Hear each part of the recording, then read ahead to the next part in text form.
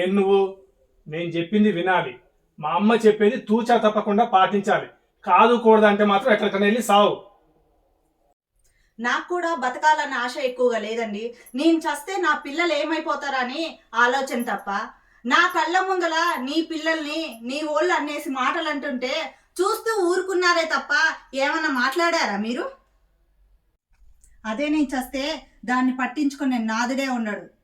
తండ్రి లేకపోయినా నడుస్తుంది కానీ తల్లి అనేది ఆడపిల్లలకి ముఖ్యంగా ఉండాలి కదా.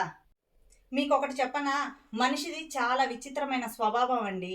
రాయిలో శిల్పాన్ని చూస్తాడు, లోహంలో ఆభరణాన్ని చూస్తాడు, ఆకులో ఔషధాన్ని, అద్దంలో అందాన్ని చూస్తాడు, వ్యసనంలో ఆనందాన్ని చూస్తాడే కానీ సాటి మనిషిలో మనిషిని చూడరండి. ఏంటో ఈ పిచ్చి జనాలు.